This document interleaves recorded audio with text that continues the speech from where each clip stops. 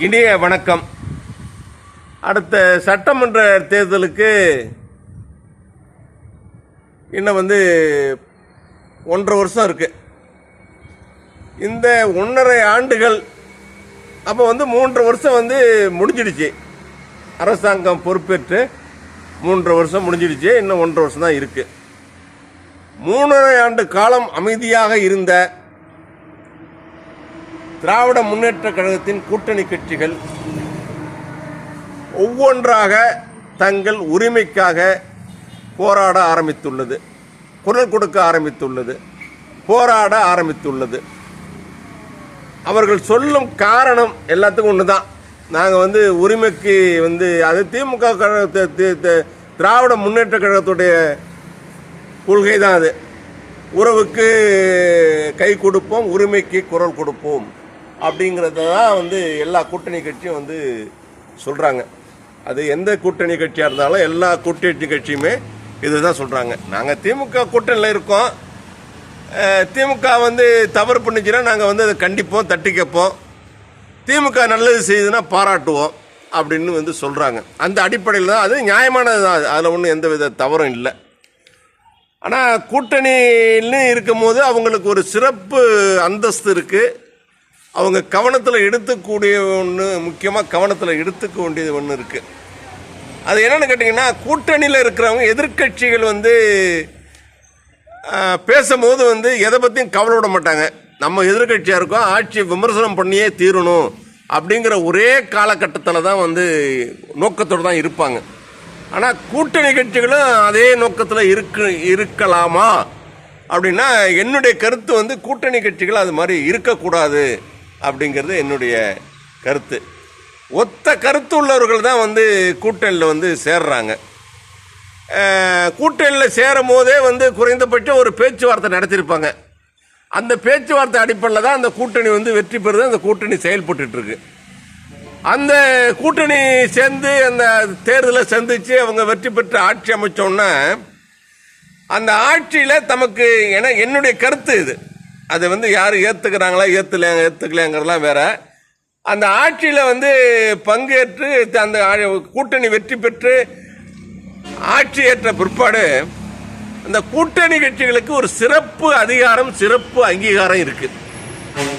என்ன அது சிறப்பு அதிகாரம், சிறப்பு அங்கீகாரம்னா, ஆளுங்கட்சி தவறாக செயல்பட்டுச்சுன்னா அந்த கூட்டணி கட்சிகள் அந்த ஆளுங்கட்சி தலைவரை, முதலமைச்சரை, அங்கே அதில் அமைச்சரவையில் இடம் பிடித்துள்ள அமைச்சர்களை நேராக சந்தித்து, கூட்டணி கட்சிங்கிற முறையில் சந்தித்து, இது மாதிரி என்னென்ன இது முரண்பாடாக இருக்குது, மக்களுக்கு விரோதமாக இருக்குது, அதெல்லாம் தவிர்த்துடுங்க அப்படின்னு சொல்லிட்டு கேட்கணும், சொல்லணும்.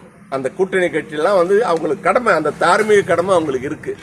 ஏன்னா அவங்க மக்கள் பிரதிநிதி தான். மக்கள்கிட்ட என்னென்ன அதிருப்தி இருக்குது அப்படிங்கிறத அவங்க சொல்ல வேண்டியது அவங்களுடைய கடமை. இடிப்பரா இல்லா ஏமரா மன்னன் கெடுப்பார் இலானும் கெடும் அப்படிங்கிற மாதிரி ஒரு அரசாங்கத்தை தவறு பண்ணுனா அதை சுட்டி காட்டுறதுக்கு, தட்டி கேட்கறதுக்கு ஆள் வேணும்.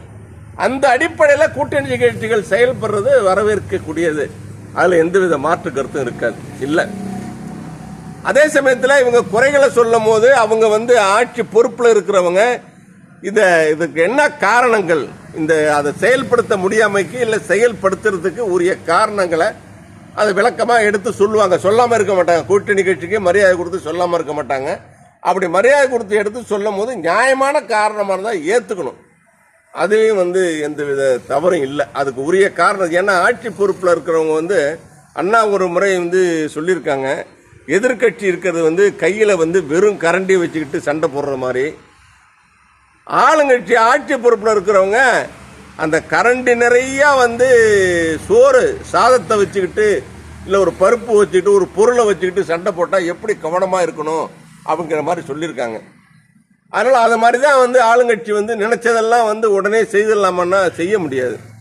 அதற்கு இங்கே நமக்கு அரசியலமைப்பு சட்டம் என்ன சொல்லுது? ஒன்றிய அரசு, அங்கே மேலே ஒன்றிய அரசு, கீழே மாநில அரசு, அதுக்கு அடுத்தது ஊராட்சி ஒன்றியம், நகர்மன்றம், இப்படி பல உள்ளாட்சி அமைப்பு, இப்படி பல அமைப்பு இருக்குது. அது மாதிரி தான் சட்டப்படி தான் அமைப்பு இருக்குது.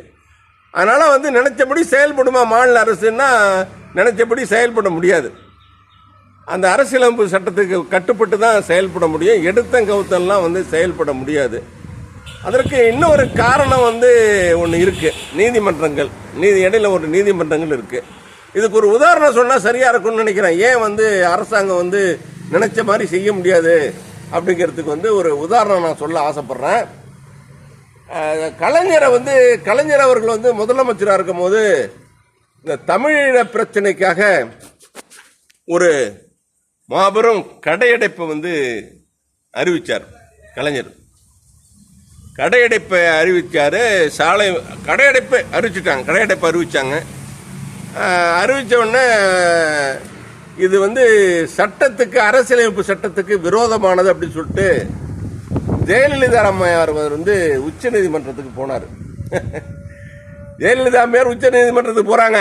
உச்ச நீதிமன்றம் இது மாதிரி ஒரு ஆளுங்கட்சி, அவங்க தான் ஆட்சியில் இருக்காங்க, அவங்களே வந்து கடையடைப்பு அறிவிக்கிறது சட்டப்படி வந்து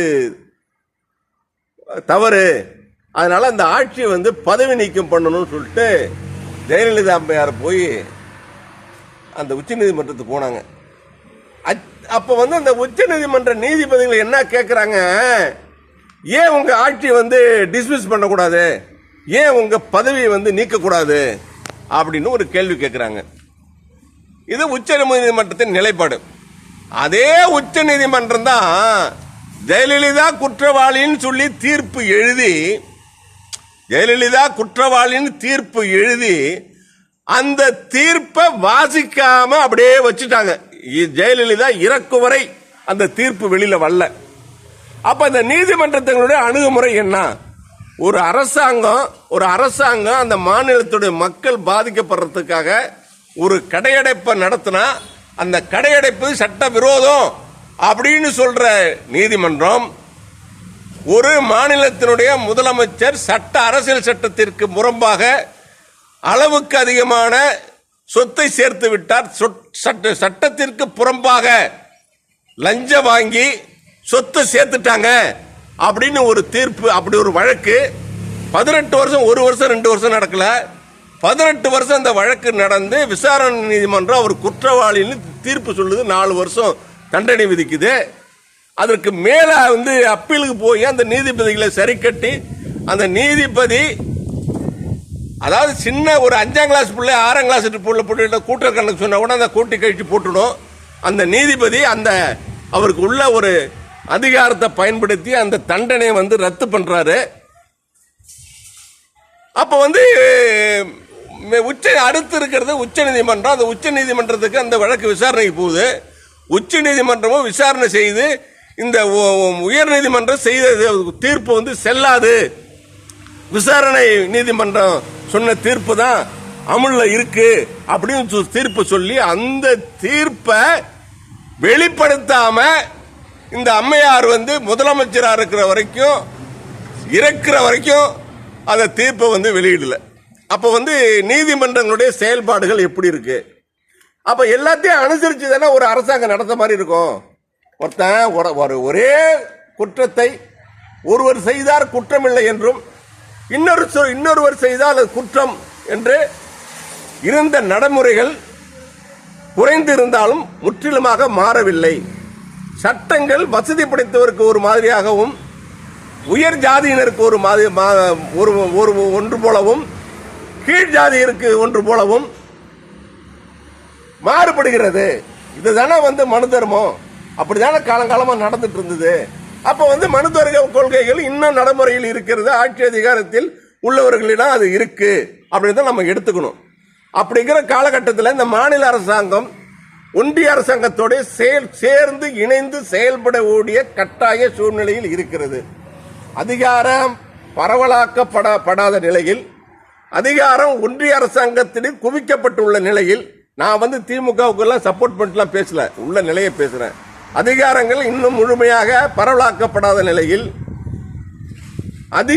அதிகாரங்கள் உச்சபட்ச அதிகாரங்கள் ஒன்றிய அரசிடம் இருக்கின்ற நிலையில், உச்ச நீதிமன்றங்களும் நடுநிலையாக செயல்படாத நிலையில், வேற என்ன ஒரு மாநில அரசாங்கம் முடிவு எடுத்து விட முடியும்? 5 ஆண்டுகள் ஆட்சிக்கு ஆட்சி சொல்ல மக்கள் உரிமை கொடுத்துருக்காங்க. அந்த உரிமைப்படி தானே ஆட்சி பண்ணணும் அப்படிங்கிறதுல உங்களுக்கு மாற்று கருத்து இருக்காது.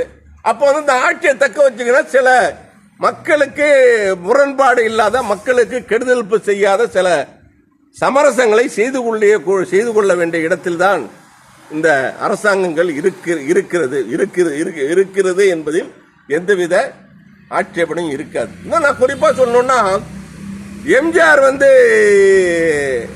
ஆட்சியில எப்படி இந்த 13 வருஷமும் ஆட்சியில தொடர்ந்து இருந்தார், பிரச்சனை இல்லாம இருந்தாருன்னா, அவர் எந்த ஒன்றிய அரசாங்கம் இருந்தாலும் உடனே அதுக்கு சரண்டர் ஆயிடுவார். எழுத்த பேச மாட்டார், மறிச்ச பேச மாட்டார். அந்த ஒன்றிய அரசாங்கம் என்ன சொல்லுதோ அதுதான் கேட்டுட்டு இருந்தார். அதனால அப்படிதான் ஆட்சி பண்ணிட்டு போனார். எம்ஜிஆர் ஆட்சி பண்ணிட்டு போனார். அதனாலதான் எந்த கெட்ட பேர் இல்லாம இருந்தார். ஒன்றிய அரசாங்கம் நினைச்சுன்னா இல்லாத இருக்கிறதா நிரூபிச்சிடலாம், இருக்கிறத இல்லாத நிரூபிச்சிடலாம். ஆனா நம்ம போய் இதை பண்ணி எடுத்துங்க, உதாரணமா எடுத்துங்க, செந்தில் பாலாஜி வழக்கு எடுத்துங்க. என்ன வழக்கு அது? எத்தனை பேர் பாரதிய ஜனதா கட்சியில குற்றம் சாட்டப்பட்டவர்கள் இன்னைக்கு முதலமைச்சரா இருக்காங்க, துணை முதலமைச்சரா இருக்காங்க, கூட்டணி கட்சியில மந்திரியா இருக்காங்க, ஒன்றிய அரசாங்கத்தில் மந்திரியா இருக்காங்க. அப்படிலாம் இருக்கும்போது ஒரு பழைய 10 ஆண்டுகளுக்கு முன்னாடி நடந்த ஒரு குற்றத்தை கையில் எடுத்துக்கிட்டு அதுக்கு விசாரணை அமைப்பு போட்டு அந்த அமலாக்கத்துறையை பயன்படுத்தி அவர் 1.5 வருஷம் ஜெயிலில் இருந்த வரலாறு இருக்குல்ல. இவர் குற்றவாளி இல்லையான்னு எப்ப தீர்ப்பு சொல்றது, எப்ப தீர்ப்பு போடுறது? அது வரைக்கும் அவர் குற்றவாளி தான் நல்லா பேசிட்டு இருக்காங்க. தீர்ப்பு வர வரைக்கும் யாரும் காத்துட்டு இல்லையே. இது மாதிரி சொல்லிட்டே போனா போயிட்டே இருக்கும். இப்ப நான் இதை ஆரம்பிச்ச இடத்துக்கு நான் திரும்பி வரேன். என்ன கேட்டீங்கன்னா, அதான் இப்ப ஒவ்வொரு கட்சியா இப்ப விடுதலை சிறுத்தைகள் மது ஒழிப்பு மாநாடு நடத்தி முடிச்சிருக்காங்க. கூட்டத்தை கூட்டி காட்டிருக்காங்க. அதோடைய நோக்கம் என்ன அப்படின்னா, அதுக்கு காரணங்கள் பலவா இருந்த நோக்கம் மதுவை ஒழிக்கணுங்கிறதா இருந்தாலும் அதுல வேறு பல காரணங்களும் மறைஞ்சிருக்கு.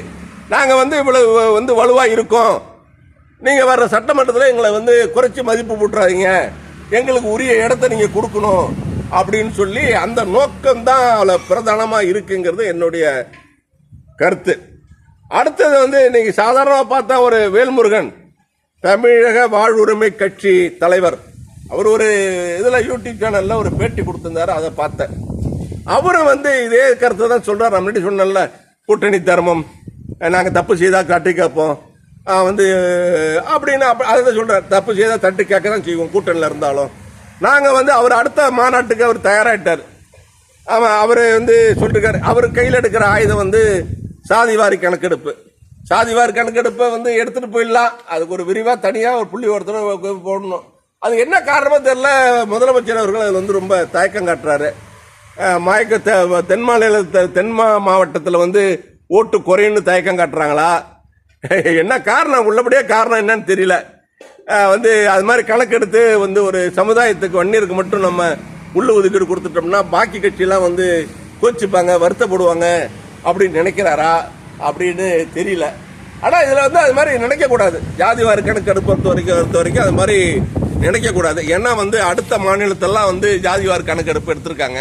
இதுக்கு ஒரு நொண்டி காரணத்தை சொல்லிட்டு இருக்காங்க. அதுக்கு உரிமை இல்லை, அதிகாரம் இல்லை. மக்கள் தொகை கணக்கெடுக்க தான் அதிகாரம் இல்லை. சாதிவாரி கணக்கெடுக்கிறதுக்கு மாநில அரசாங்கத்துக்கு அதிகாரம் இருக்கு அப்படின்னு சொல்லிருக்காங்க. இதுக்கு கலைஞரா முன்னாடி அது மாதிரி பல புள்ளி ஒரு அடிப்படையில் தான் அந்த உள் ஒதுக்கீடு எல்லாம் கொடுத்துருக்காரு. அது என்ன காரணம் தெரியல. அது நம்ம உடைச்சி பேச முடியாது. என் மனசுல இருக்கிறத நான் அதை கொட்டி தீர்க்க முடியாது. அதனால அதை கொட்டி தீர்க்கல.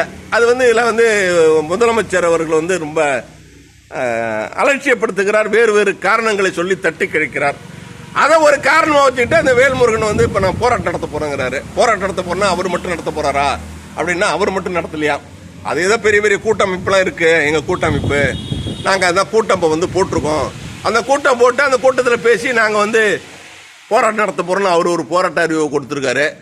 அந்த போராட்ட அறிவிப்பு கொடுத்ததோட இல்லாம அவர் என்ன சொல்லிருக்காரு, இந்த 1.5 ஆண்டு காலத்தில் தமிழ்நாடு அரசாங்கத்துக்கு எவ்வளவு அழுத்தம் கொடுக்க முடியுமோ அவ்வளவு அழுத்தம் கொடுப்போம் வெளிப்படையா அப்படிங்கிறாரு. அழுத்தம் கொடுப்பேன்னா நீங்க மட்டும் கொடுப்பீங்களா அப்படி அவரே சொல்றாரு. நான் மட்டும் இல்ல, நான் எல்லா கூட்டணி கட்சி தலைவர்கிட்டையும் நான் சேர்ந்து பேசிட்டு இருக்கேன். எல்லாரும் கூட்டணி கட்சியெல்லாம் சேர்ந்து தான் நாங்க அழுத்தம் கொடுக்க போறோம். கம்யூனிஸ்ட் கட்சி, அது எல்லா கட்சியும் சொல்றாரு அவரு. அதை வந்து ஈஸ்வரனை வந்து அவர் வந்து குறிப்பிட்டு சுட்டு கொங்கு நாடு அமைப்புன்னு ஒன்று இருக்குது, அதுக்கு ஈஸ்வரர் இருக்கார் சட்டமன்ற அவரை வந்து குறிப்பிட்டு சொல்கிறாரு. அவர் நடைமுறை சரியில்லை, அவர் வந்து எதை செய்தாலும் வந்து அரசாங்கத்தை பாராட்டி பேசுகிறாரு. நான்லாம் அப்படி கிடையாது, நான் தப்பு செய்தால் தண்டி கேட்போம். தேர்தல் அறிக்கை கூட சொன்னதெல்லாம் இவங்க நிறைவேற்ற வேண்டியதுதானே, ஏன் நிறைவேற்ற மாட்டேங்கிறாங்க? தேர்தல் அறிக்கையில் சொன்னதெல்லாம் நிறைவேற்ற வேண்டியதுதானே, ஏன் நிறைவேற்ற மாட்டேங்கிறாங்க? அப்படின்னு ஒரு அடுக்கடுக்கான அரசாங்கத்து மேலே அடுக்கடுக்கான குற்றச்சாட்டை சொல்லிட்டு நாங்கள் வந்து இவர் கையில் தான் வந்து எல்லா கூட்டணி கட்சி தலைவர்களும் இருக்காங்கங்கிற மாதிரி ஒரு கருத்தை வந்து சொல்கிறார் அவர். அது அவருடைய சுதந்திரம், அவருடைய விருப்பம். இந்த திமுக ஆட்சி முடியறதுக்குள்ள நாங்கள் வந்து கடுமையான அழுத்தத்தை கொடுப்போம், நாங்கள் வந்து எங்களுடைய எண்ணங்களை வந்து நிறைவேற்றிப்போம் அப்படின்னு சொல்றாரு. இந்த பேச்செல்லாம் எதுக்காக அவர் பேசுறாரு அப்படின்னு இப்போ வந்து 3 வருஷமா வந்து அவர் பேசினாரா, 3 வருஷம் பேசினாரா? பேசியிருக்காரு, எங்க பேசணுமோ அங்கே பேசினார். ஆனால் இப்போ வந்து நாங்கள் போராட்டத்தை தீவிரப்படுத்த அடுத்த மாநாட்டுக்கு அவர் ரெடி ஆயிட்டாரு. அவர் என்ன நினைக்கிறார், இப்போ ஒரு சட்டமன்ற தொகுதியில் தான் நின்றுருக்காரு. அவர் இன்னும் வந்து கூடுதலான இடத்துக்கு ஆயத்தமாயிட்டார் அவர் கேட்டுக்கிட்டு. ஆமாம், இந்த இடத்த போகிறது வாங்குறதுல வந்து எல்லாமே போட்டு எல்லா கட்சிக்குமே வந்து ஒரு எண்ணம் இருக்கும், ஆசை இருக்கும். அதில் வந்து தவறுன்னு நம்ம சொல்ல முடியாது.